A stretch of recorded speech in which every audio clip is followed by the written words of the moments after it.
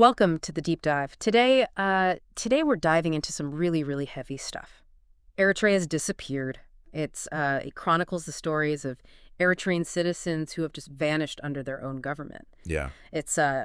Each story is so personal and heartbreaking, and they all paint this larger picture of systematic repression that's been going on for decades. It's interesting, actually, that the document doesn't just focus on recent events. It actually traces disappearances all the way back to 1991, like right when Eritrea gained independence. Wow. Yeah, it's a real stark reminder that that transition from fighting for freedom to actually governing a free nation Right. can be incredibly complex, Yeah. and in this case, tragic. Absolutely. And I think it's important to emphasize that we're not just looking at numbers here. We're Yeah. talking about real people, Yeah. teachers, judges, artists, even religious leaders Yeah, who have been erased from society and they leave behind families who are just desperate for answers. definitely. I'm ready to dive into these stories if you are. Yeah, let's start with the case of Mohammed Marinette. Yep. He was a teacher and a judge, Yep. a respected figure, who was actually imprisoned under Ethiopian rule before Eritrea's independence for his activism. Wow. And then he was abducted in 1991, and he became the first documented case of a prisoner of conscience in the newly independent Eritrea. So he was imprisoned by the previous regime for speaking out, Yeah. and then after independence he's targeted again. What does that tell us about the new government's approach to dissent? Well, it sets a chilling precedent. It seems that the new regime, despite fighting for liberation, was not open to different viewpoints. Right. They saw intellectuals and those who could potentially challenge their authority as a threat. Yeah. This early targeting of Marinette was a clear message. Like- Dissent will not be tolerated. That's a heavy realization right from the start. And sadly, as we'll see, this was not an isolated incident. The 1990s saw this wave of arrests targeting various groups. A particularly notable one was former members of the Eritrean Liberation Front, or the ELF. The ELF was one of the main groups fighting for Eritrean independence from Ethiopia. Right. Many of its members returned home after independence, hoping to help build this new nation. Yeah. Instead, they were imprisoned without charge. Wow. It's almost like a betrayal of the very ideals they fought for. It's a real paradox, isn't it? Fighting for freedom only to see it denied to your own comrades. Yeah. What's striking to me is the wide range of people targeted during this period. Yeah, you're right. It wasn't just about silencing political opponents. Right. The government seemed to be going after anyone who could potentially organize or challenge their control. Teachers at Islamic schools, community leaders in rural areas, even a veteran general who spoke out against the government's lawlessness. Wow. All of them disappeared. It's disturbing to me that the regime wasn't just going after these individuals. They were attacking the very fabric of Eritrean society. They silenced educators, community figures, and even those who had fought alongside them for independence. It's almost like they were trying to dismantle any potential source of opposition or alternative viewpoints. That's a really insightful observation. It wasn't just about eliminating specific threats. It was about creating a culture of fear, Right. making sure everyone knew that stepping out of line could have dire consequences. This kind of widespread targeting is often a sign of a government that is deeply insecure Yeah. and feels the need to control every aspect of life. It certainly seems like they were trying to control the narrative. The document talks about families desperately trying to find out what happened to their loved ones, Yeah. but they're met with silence or even threats. This lack of information must have added another layer of trauma to an already horrific situation. Absolutely. Imagine having your husband, your father, your son just disappear without a trace. Yeah. You don't know if they're dead or alive, if they're suffering. Right. And on top of that, you can't even ask questions without putting yourself at risk. It creates a climate of fear where people are too afraid to speak out, too afraid to even ask for information. It's heartbreaking to think about, but even in the face of this repression, were there any signs of resistance? Did anyone dare to challenge the regime? There were a few remarkable individuals who risked their lives to speak out. One example that stands out is General Bitweded Abraha. Okay. He was a veteran of the independence struggle, Okay. and even he ended up in prison in 1991. Wait, so even those who fought alongside the current leaders were imprisoned? Yes. What was General Bitweded's story? Why was he arrested? It seems like General Bitweded became disillusioned with the government he helped put in place. When he was briefly released from prison in 1997, Okay. he used that opportunity to publicly call for the release of political prisoners and demand that the government respect the rule of law. Wow, that's incredibly brave. Oh. He knew he was putting himself at risk by speaking out so openly. What did he say exactly? In a public speech, he said, and I quote, We ought to fear the law, not individual human beings. He was essentially accusing the government of acting above the law and using fear to control the population. That's a powerful statement. It sounds like he was calling for a return to the ideals they fought for during the independence struggle. Yeah. The rule of law, justice, and respect for human rights. What happened after he made that speech? Sadly, he was rearrested shortly after and remains in prison to this day. Wow. His story shows just how far the regime was willing to go to silence dissent, even from those within their own ranks who would help them come to power. It really highlights the tragic irony of the situation. They fought for freedom, but once in power, they seem to have adopted the very tactics of the oppressors they sought to overthrow.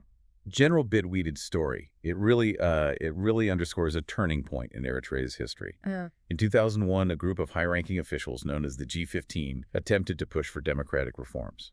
So you're talking about people who were part of the government, like ministers even, Yeah. who are calling for change from within. That must have been a significant challenge to the regime's authority. It was. The G15 issued an open letter calling for a transition to constitutional rule, respect for human rights, and an end to the one-party state. Wow. They essentially argued that the very ideals they fought for during the liberation struggle were Right. being betrayed by the current government. That's a bold move, especially considering what happened to General Bitweded just a few years earlier. What happened to the G15? Did their call for reform have any impact? Unfortunately, no. The regime responded with swift and brutal repression. The G15 leaders were arrested and disappeared, Wow. along with many of their supporters. Right. This effectively extinguished any hope for peaceful reform within the government. It sounds like that was a turning point. If even high-ranking officials who are part of the system couldn't advocate for change, what hope did ordinary citizens have? You're right. The crackdown on the G15 sent a very clear message that any form of dissent, even from within the government, Right. would not be tolerated. Yeah. And this crackdown extended beyond the political sphere. The regime also targeted journalists and shut down any independent media outlets. So they weren't just going after individuals, they were trying to control the entire flow of information. Exactly. Independent newspapers were shut down. Prominent journalists like Sayem Sehey and Dawit Isaac disappeared. Wow. And any voice that dared to question the official narrative was silenced. This created an environment of total control over information, where the only narrative allowed was the regime's. It's a classic authoritarian tactic. If you Right. control the information, you control the people's perception of reality. Mm-hmm. And it sounds like they were using disappearances not just to silence individuals, Mm-hmm. but to create this pervasive atmosphere of fear. You're absolutely right. When people just disappear without a trace, Right? without any explanation, it creates this chilling effect on the entire society. Yeah. No one knows who might be next, what might trigger the regime's wrath. This fear becomes a very powerful tool of control. It's a horrifying thought. As we delve deeper into these individual stories, it becomes clear that this fear wasn't just abstract. The document is filled with accounts of ordinary people. Teachers, shopkeepers, students who vanish from their homes, their workplaces, their communities, and they leave behind families who are too terrified to even ask questions. One particularly heartbreaking story is that of Idris Said Berry, a math and English teacher who was abducted in 1994 right in front of his young children. Oh my gosh. Imagine the trauma for those children witnessing their father being taken away, never to be seen again, Right. and the fear that they themselves might be targeted next. That's unimaginable, and sadly, his story is not unique. The document mentions Abdulaziz Osman Nebarai, a shopkeeper and father of 6 who was arrested the same year and vanished without a trace. It's clear that the regime was systematically targeting ordinary citizens, creating a climate of fear where no one felt safe. And this climate of fear extended beyond the political and social spheres. The regime also targeted religious groups that didn't conform to their control. This is where it gets even more disturbing. It seems like they weren't content with controlling the political and social landscape. They wanted to dominate the spiritual realm as well. We've already discussed the case of Abuna Antonius, the patriarch of the Eritrean Orthodox Church, but the document reveals a pattern of persecution targeting other religious figures and ordinary believers. That's right. It wasn't just about silencing those who challenged their political authority. Right. It was about controlling all aspects of life, including faith. The document mentions Reverend Hale Knightsky, chairman of the Full Gospel Church, who was arrested in 2004. Wow. And then there's the case of Dr. Kiflug Jebramskull, a pastor and former dean of science at Asmara University, who was imprisoned the same year. It's striking that they targeted someone like Dr. Jebramskal, a respected academic and former dean. It reinforces the idea that they were going after anyone who could potentially hold influence, regardless of their field or background. Exactly. They weren't just targeting religious leaders. Yeah. They were persecuting ordinary believers as well. There's a particularly harrowing account of Twin Theodros, a woman who was arrested in 2005 simply for attending an underground church prayer meeting. Attending a prayer meeting? That seems incredibly extreme. What happened to her? Twen's story really exposes the brutality of the regime. She was subjected to horrific torture and spent years being shuttled between some of Eritrea's most notorious prisons, Wow. including Wia, a prison camp known for its appalling conditions. I've heard about WIA. It's a desert prison camp where prisoners are subjected to extreme temperatures, forced labor, and inadequate food and medical care. It's hard to imagine the suffering she endured. It's a testament to her strength and resilience that she survived. Wia was eventually closed due to a meningitis outbreak that killed dozens of prisoners. But sadly, the closure of one prison didn't signify a change in the regime's behavior. Prisoners were simply transferred to other facilities where the abuses continued. So the system of repression remained intact even when faced with international scrutiny and condemnation. What has the international community's response been to this ongoing human rights crisis? Has there been any meaningful action taken?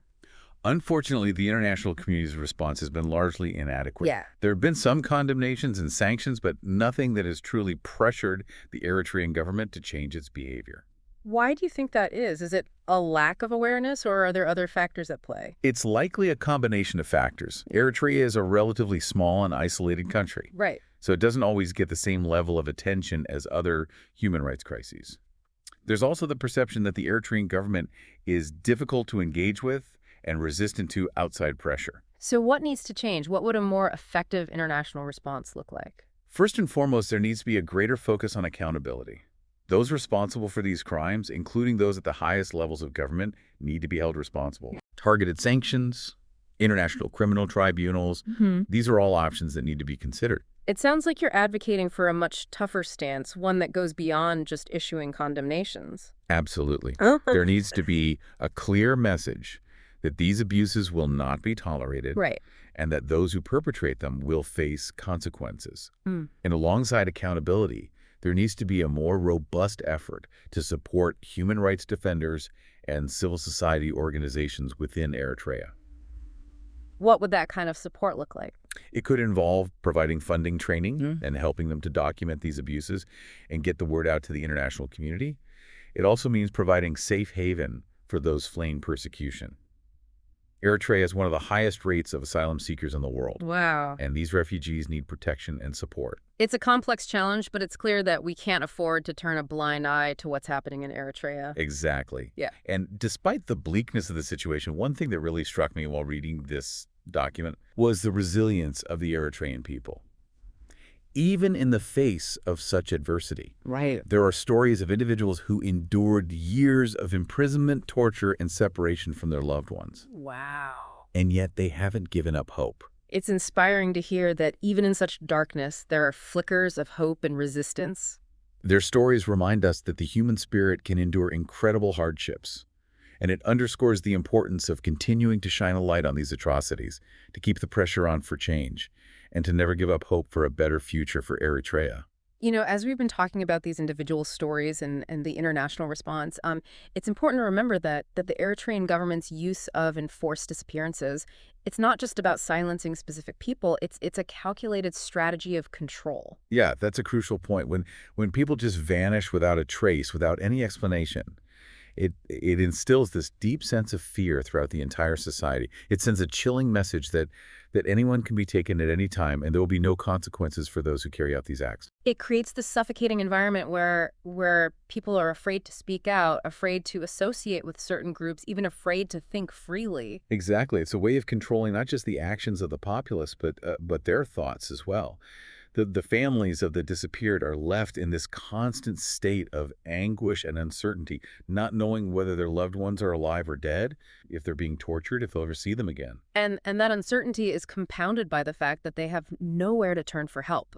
The government denies any knowledge of the disappearances, and there's no independent judiciary to investigate or provide redress. It's a Kafkaesque nightmare for these families. Absolutely. They're trapped in a system that is designed to break them, to force them into silence. The document even highlights cases where families have been threatened or harassed simply for inquiring about the fate of their loved ones. That just adds another layer of cruelty to an already unbearable situation. It's a deliberate tactic to ensure that the truth remains buried and to deter others from speaking out. And the impact of these disappearances extends far beyond the immediate families. It creates a ripple effect of fear and mistrust that undermines the fabric of society as a whole. You're right. It's like a poison that seeps into every aspect of life, Yeah, making people afraid to trust their neighbors, afraid to express their opinions, afraid to even think critically. It goes against the very principles of a free and open society. exactly.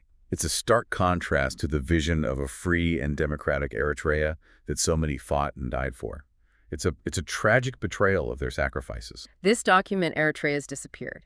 It serves as this powerful reminder of the unfulfilled promises of Eritrea's independence and the ongoing struggle for freedom and human rights. It's a testament to the courage of those who have dared to challenge the regime and a call to action for the international community to demand justice and accountability. What's crucial is that we don't let these stories be forgotten. The document ends with a plea. Remembering is an act of defiance. By keeping the memory of these disappeared individuals alive, Right. we honor their sacrifices and challenge the regime's attempts to erase them from history. You've given us a lot to think about today.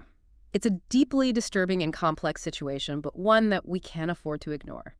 Thank you for sharing your expertise with us. It's been my privilege, and thank you for shining a light on these crucial stories. That's all for this deep dive into Eritrea's Disappeared. Thanks for joining us. And remember, as the document reminds us, remembering is an act of defiance.